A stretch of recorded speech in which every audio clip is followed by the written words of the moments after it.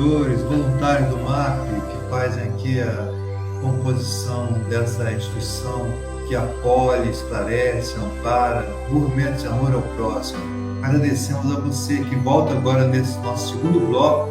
Estamos conversando com a Deise Oliveira e no nosso último bloco, a Deise já está aqui com a gente mais uma vez, trazendo essas noções da educação parental, navegando também sobre o conhecimento espírita, evangelização, tendo essa visão integrativa até.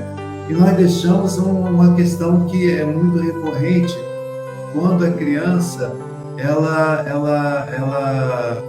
não sei nem como a gente fala, quando manifesta em forma de birra, ou de ensimesmada, com raiva e tal, e você trouxe uma situação, por exemplo, da criança que está no shopping, ou no espaço público qualquer, a criança se joga no chão e os pais, inadvertidamente, porque não sabem como fazer, às vezes fazem o quê?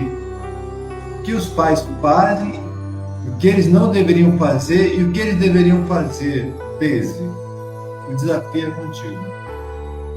Sejam bem-vindos, muito obrigada pelo convite. Então, gente, a primeira coisa que a gente pode fazer é sair daquela situação. Tá todo mundo olhando e a gente já fica com vergonha. A mãe, nasce uma culpa, já se sente culpada, já se sente a pior mãe do mundo, porque, nossa, que vergonha, meu filho se jogando no chão. Ninguém quer passar por essa situação. Então, a gente já se sente uma mãe ruim por estar passando por aquela situação. Mas a primeira coisa que a gente tem que pensar e enxergar é o que ninguém está vendo. Por que a criança está naquele estado? Será que ela está com fome? Será que ela está com sono? Será que ela está exausta? Porque nossos passos são pernas compridas. A gente vai andando no shopping e a gente não cansa. A criança tem a perninha curtinha.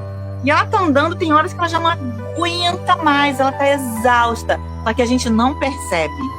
E quando a gente vai perceber, ela já está ali, se jogando no chão, falando que quer um brinquedo, falando que quer, mas na verdade não é o que ela quer isso ou aquilo, ela só está exausta. E ela não consegue comunicar. Mamãe, por favor, me dê colo, me bote num carrinho, ou vamos para casa porque eu estou exausta. Ela vai comunicar se jogando no chão. Porque todo comportamento é comunicação. A criança ela não consegue se comunicar como a gente gostaria, com o cérebro de adulto. Ela se comunica de outras formas e vai caber a nós, como grandes investigadoras, pegar nossa lupa lá, e ficar olhando. Nossa, o que está acontecendo agora? Perdi o horário do jantar. Meu filho está exausto, ele está morrendo de fome. E aí a gente vai olhar no olho da criança, vai ficar ali na altura daquela criança e vai chegar, nossa, eu estou percebendo que eu perdi o horário do seu jantar. Se responsabilizar. A criança não é a culpada que você está cheio de problemas, que você perdeu o horário. Você se responsabiliza. E eu estou entendendo que você está cansado, né, meu filho? Você quer um colinho? Pega essa criança no colo e regula. O seu coração calmo vai acalmar o coração acelerado dela. A sua calma vai acalmar aquela criança. Não vai ser o seu grito, não vai ser a sua surra, não vai ser o seu tapinha, não vai ser nada disso. Isso só vai acontecer o quê? Piorar. É como se a gente estivesse jogando gasolina no fogo. Sabe quando tá aquele foguinho, a gente joga a gasolina e vai... A criança vai inflamar. Ah, não, Deise, mas quando eu dou um berro, meu filho para na hora. Sim, mas a que custo? A que preço? A gente precisa entender como o sistema nervoso central funciona, porque quando a gente dá um berro, ele paralisa, ele congela, ele para, porque ele congelou todo o sistema nervoso central e jorrou um monte de cortisol e adrenalina, que eu chamo de caca. É cortisol e adrenalina jorrando ali na criança. E isso dali vai ficar jorrando ali pelo menos umas 2 horas. Imagina essa quantidade de caca dentro do corpinho do seu filho, que você está jogando. Óbvio, sem saber, agora você já sabe, agora você tem consciência. Se a gente pode encher ele de hormônio do amor, que é a ocitocina, eu chamo de dose, A dopamina, ocitocina, a serotonina e a endorfina. Quando a gente acolhe, quando a gente abraça, a gente pega o nosso filho no colo e enche ele de carinho e de amor, o corpinho dele relaxa e ele vai se acalmando. E aquele choro que ele tá ali chorando, deixa ele chorar. Não é pra gente, para chorar à toa. O que a gente aprendeu é não sentir. Deixa ele sentir aquela frustração e vai passando na onda. Lembra que no episódio passado a gente falou que era como se fosse um mar agitado, e ele vai subir, descer, e aí no final, percebe uma criança quando tá triste, que ela faz assim, ó, dá aquele acalento, assim, passou. Ela já passou por aquilo tudo e foi embora. Aquela sensação de agonia, de tristeza, de frustração. E você estava ali do lado dela, ajudando ela a passar. O que é esse ciclo da inteligência emocional? É como se fosse a Marta, né? O medo, a alegria, a raiva, a tristeza e o amor.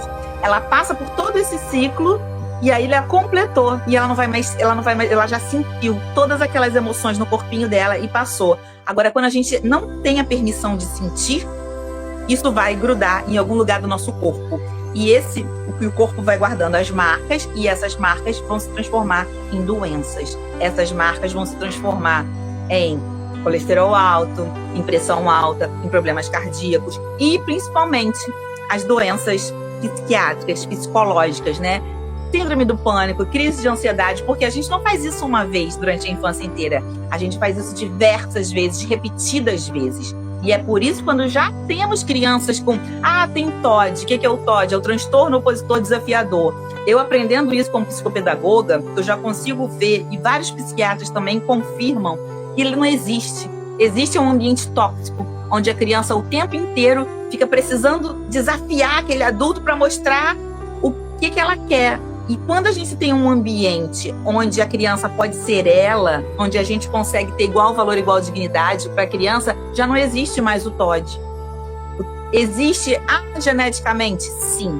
Na genética do seu corpo, você pode vir até com TDAH, como você estava falando, e algumas outras doenças psicológicas, psiquiátricas, mas quando a criança, desde o ventre, desde o útero dela, que ela está lá no ventre da mãe, ela tem aquele ambiente de alegria, a mãe tá cantando para ela, a mãe tá ali ouvindo música clássica, e aí tem um nascimento onde ela saiu do ventre, já foi direto pro coração da mãe, sentir o pele a pele, né, que a gente chama de golden hour, aquela primeira hora, quando ela tem todo um ambiente em que ela se sente amada, que ela se sente conectada com aquele ambiente, nenhuma doença genética vem, porque então, é muito mais da parte de fora, do ambiente, né, que a gente chama de estrogênio. Como é que é, gente, o nome da genética, que não é extragenética, não, tem um outro nome que eu esqueci agora. Não. Epigenética, não. Epigenética. Epigenética, né, quando não é só o que vem, por exemplo, toda a minha família teve problema cardíaco, então eu vou ter também, porque é da genética. Não necessariamente, a epigenética é muito mais forte do que a própria genética. E se eu estou num ambiente em que eu não tenho esse estresse tóxico constante na infância, eu não tenho problema cardíaco, mesmo toda a minha família tendo. Porque, na verdade, o que aconteceu na genética é que todo mundo sofreu estresse tóxico, todo mundo recebeu gritos, puxões de orelhas, castigos, punições, e aí na epigenética é mais forte. Então, assim, se eu interrompo esse ciclo de violência, eu tenho crianças que têm redução de danos, têm menos traumas. E eu sei que é muito difícil, por isso que a gente está aqui para ensinar recursos. Qual é o primeiro recurso, né?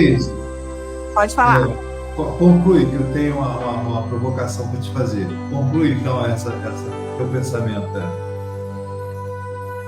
Quando a gente sai daquele ambiente, né, que tá todo mundo olhando no shopping, porque se você for pegar uma criança no colo, mas poxa, mas essa criança tá fazendo birra, eu ainda vou dar colo para ela. Você não tá dando colo para a criança, você tá corregulando aquela criança, você tem uma outra visão. E o que os outros estão vendo, gente, é entre você e seu filho. É ali, você foca naquela criança, foca na importância dessa corregulação.